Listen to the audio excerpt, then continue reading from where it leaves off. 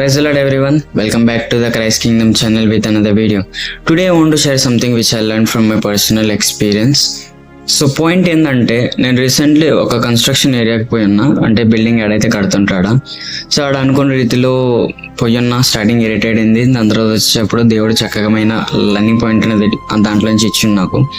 So ఆడ నాకు learning point చిక్కిందంటే, నేను ఆడికి పోతేనే నేను నోటీస్ చేసింది ఏంటంటే, ఆడ నాకు సౌండ్ నచ్చలా, మొత్తం దుమ్ము, ఇరిటేట్ అనిపించింది స్టార్టింగ్ 2 minutes. అండ్ దెన్ అక్కడి నుంచి మూవ్ ఆన్ అయ్యి ముందుకు వచ్చినప్పుడు అనుకునే రీతిలో నాకు వచ్చిన ఆలోచన ఏంటంటే, అదే బిల్డింగ్కి ఆఫ్టర్ కన్స్ట్రక్షన్ కంప్లీట్ అయిన తర్వాత పోయినప్పుడు, కానీ అదే బిల్డింగ్కి ఆఫ్టర్ కన్స్ట్రక్షన్ అయిన తర్వాత పోయి ఉంటే మనకు అదే ఫీల్ ఉండదు. ఎందుకంటే అక్కడ మనకి మంచిగా టైం స్పెండ్ చేయబుద్ధి అవుద్ది, మంచిగా అనిపిస్తుంది, ఎందుకంటే ఆ బిల్డింగ్ రెడీగా ఉంటుంది కాబట్టి. బట్ అదే కన్స్ట్రక్షన్ ముందు పోతే అంత ఫీల్ ఉండదు. ఏదైతే స్టార్టింగ్ ఉన్న ఫీల్ ఉంటుంది చూడు, ఇరిటేట్, ఆ ఫీల్ ఉండదు, మంచిగా అనిపిస్తుంది, ఉండేదానికి ఫీల్ ఉంటుంది. ఇప్పుడు ఒక్కసారి ఆలోచించండి, మన లైఫ్లో కూడా సక్సెస్ వచ్చేదానికి ఏదైతే కష్టాలు, ఇబ్బందులు పడకుండా డైరెక్ట్ జంప్ అయ్యి పడాలంటే అది అంత ఈజీ కాదు, అవ్వదు కూడా. ఆ కన్స్ట్రక్షన్ ప్రాసెస్ అవ్వాలి, అప్పుడే బిల్డింగ్ రెడీ అవుద్ది. ఇన్ ద సేమ్ వే మీ లైఫ్లో కూడా సక్సెస్ రావాలంటే ఆ కష్టాలు, ఇబ్బందులు ఏదైతే ఉండే కదా, నలిగేది, ఏడ్చేది, బాధలు అన్నీ ఉంటాయి.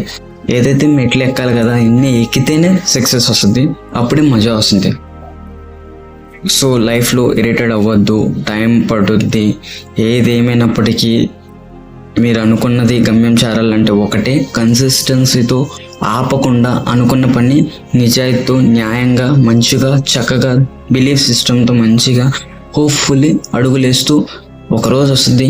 డెఫినెట్లీ ఆ రోజు దాకా మనం కష్టపడక తప్పదు, అంతే.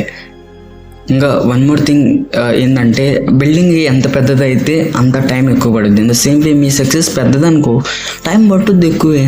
అందరిలాగా ఈజీగా ఒక చిన్న ఇల్లు కట్టాలంటే అంత టైం ఎక్కువ పడుతుంది, ఎందుకంటే అది చిన్నది కాబట్టి ఈజీగా అయిపోద్ది. బట్ పెద్ద బిల్డింగ్ కట్టాలంటే అంత ఈజీగా అయిపోదు కదా, it takes year of time కదా.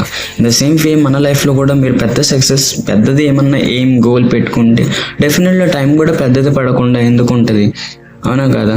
సో దీనికి కొంచెం నేను ఒకటి బైబిల్లో ఒక చిన్న ఎగ్జాంపుల్ అనేది యాడ్ చేయాలని ఇష్టపడుతుండా. అదేంటంటే, బైబిల్లో ఒక్కసారి మీరు చూసినట్లయితే, బైబిల్లో ఒక పర్సన్ ఉంటాడు. ఆ పర్సన్ పేరు ఎవరంటే జోసెఫ్. ఆయన కష్టాలు మీకు తెలుసు. లిటరల్లీ ఆయన చేయని తప్పుకి అమ్మ వేయబడిండు. ఆయన చేయని తప్పుకి సొంత అన్న తమ్ముళ్ళు, పేరెంట్స్ కూడా సపోర్ట్ చేయని పరిస్థితులు ఉండే, చేయని తప్పుకి జైల్లో పడిండు. అన్ని కష్టాలు, ఇబ్బందులు పడినప్పటికీ ఆయన బిలీఫ్ సిస్టమ్ ఒకటే, వస్తుంది టైం, డెఫినెట్లీ వస్తుంది. ఏది ఏమైనప్పటికీ బ్లేమ్ చేయకుండా, ఏమి చేయకుండా ఉన్న పనిలో నమ్మకంతో 100% ఇచ్చిండు. ఆ నమ్మకమే సర్టన్ టైం తర్వాత డెఫినెట్లీ ఇచ్చిందా లేదా సక్సెస్.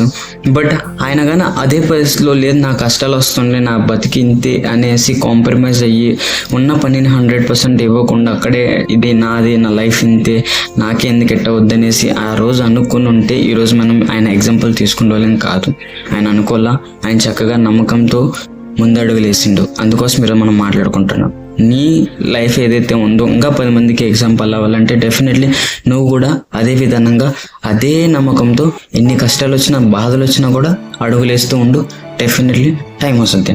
టైం ఎంత పవర్ఫుల్ అంటే, బ్లాక్ కాయిన్ని డైమండ్ కూడా చేయవచ్చు, అంత టైంకి పవర్ ఉంది. అండ్ ఆ టైం కూడా కంటే పవర్ఫుల్ ఒకటి ఉంది, అదేంటంటే దేవుడు. ఆ దేవుడు నీ కాడ ఉండవు. సో ఇంకేయానికి భయము, యానికి ఈ టెన్షన్లు, ఇబ్బందులు, ఈ కష్టాలన్నీ ఎందుకు తీసుకుంటాం? నమ్మకంతో అడుగులే, definitely everything be all right. So ఏదైతే స్టాప్ చేసిండ్రో మీకే తెలుసు, స్టాప్ చేసింది రీస్టార్ట్ చేయండి. ఈసారి నమ్మకంతో, హోప్తో, దేవుడితో. ఆమేన్.